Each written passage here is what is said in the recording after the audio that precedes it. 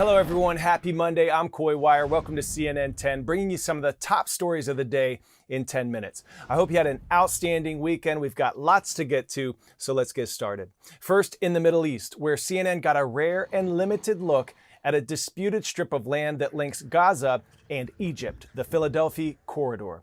Israeli defense forces currently control the 14-kilometer strip of land in southern Gaza along the border with Egypt.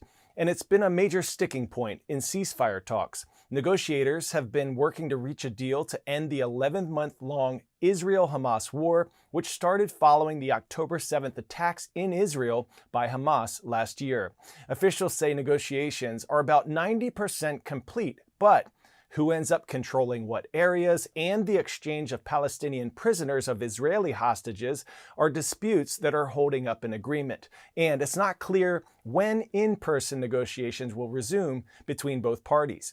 Aid for Gaza would be a big part of that deal once it is reached. Hundreds of aid trucks a day would be allowed into the enclave, including fuel, equipment to clear rubble, and supplies for displaced Gazans who would all be part of the first phase of the agreement. CNN's chief global affairs correspondent Matthew Chance was on the ground there while CNN reported from Gaza under Israeli Defense Forces escort at all times. CNN retained full editorial control over this report.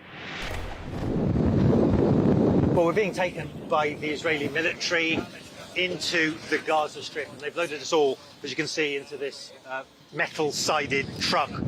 We're going into the south bit of the Gaza Strip, which the Israeli military say they have under full operational control, but it's not entirely secure. They've brought us to this place called the Philadelphi Corridor. It's emerged as a sticking point in the negotiations to get a ceasefire and to get the hostages released. As you can see, it's right up against the Egyptian border, and it's important because the Israelis say this is an area which has been used over the years as a way of smuggling weapons into the Gaza Strip. Some of the smuggling has taken place overland through presumably holes in the fence and through other border crossings, but a lot of it has been taking place right under our feet. Okay, well, this is one of those tunnels. It's right on the border with Egypt, and you can see it is absolutely huge, wide enough to drive a car right the way through it. The Israeli military say that this tunnel, because it's so close to the Egyptian frontier, has been used by Hamas and other militants to store weapons in and to fire rockets from. You can see here the back of the wall. It's completely collapsed down. Apparently it was closed for some time now. We're driving now through the neighbourhood of Tel Sultan. Every one of the buildings here has been totally destroyed. You know, this was obviously a residential area with many people living in it, and the Israeli military say those people have moved for the most part to safe zones, humanitarian areas, not far from here, but look what they've left behind. Look what's happened to Gaza. Thank you. Rear Admiral Daniel Hagari is the chief spokesperson for the Israeli military.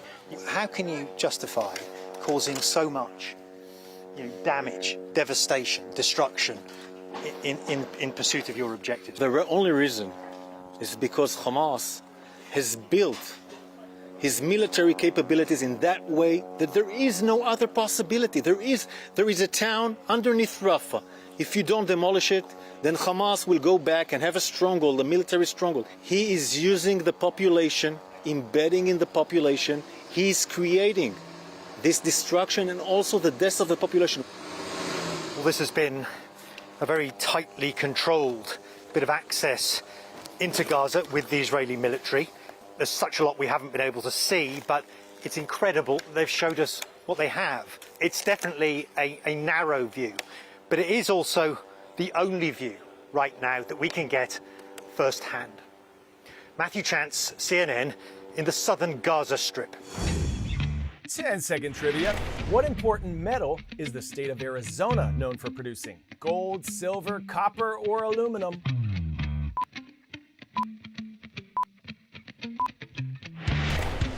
And copper is your answer here. Arizona has been the nation's leading producer of copper since the early 1900s.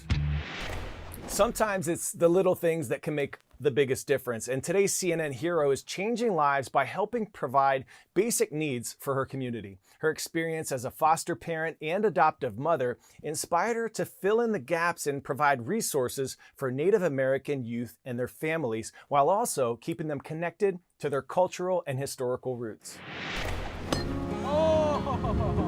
I've always wanted to be a mom. My husband, he's wanted to be a dad. I put it in prayer, and God said, I'm gonna bless you a different way. We became licensed foster parents over 11 years ago. When I tell people I was abundantly blessed, within 6 months, I became a mom to 4 children that were all under the age of 2 years old. When the case manager said, you have 48 hours and we need this car seat back. And I'm like, what? So that's where I kind of knew where the gap was, and we needed to make a change and needed to figure out resources. Let people go through it. So what's the deal here? So today you can just come and get whatever you want. I started out just providing basic resources, clothes and shoes and diapers. I would tell my family, like, don't throw away your stuff. There's people that need it. Let's wash it and clean it. This is my mad chaos, is what I call it. This is our space to put all of our goodies. Usually we get a request for like clothing or diapers, and if we have the stuff, we'll give it to you. There's such a huge need. Arizona has over 10,000 children in foster care. Reports show that about 10% of that population is Native American. Those numbers don't reflect the massive amount that we have. There's thousands of Native children that are in care and could be connected to culture. And I thought, we really should be doing more. When I was like 4 years old and I got moved out of my house, most of my connections that I might have had to my past were kind of severed. When I was adopted to my mom's house, she made the extra step to make sure that I was connected back to my roots. It's a surreal experience. It's just like that feeling of like deja vu at like a powwow. There's a lot of kids that are kind of in my similar situation.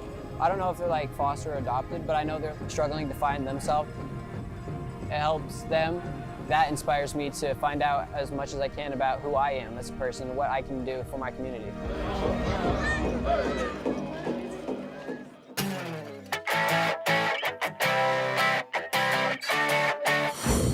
All right, we will get through today's story getting a 10 out of 10 swiftly. Maybe. The Maryland Corn Maze has designs Taylor Swift fans know all too well. A 300-foot guitar, 1989, heart hands, something from their wildest dreams. And it's huge. Ready for it? 8 acres and barely a blank space in sight.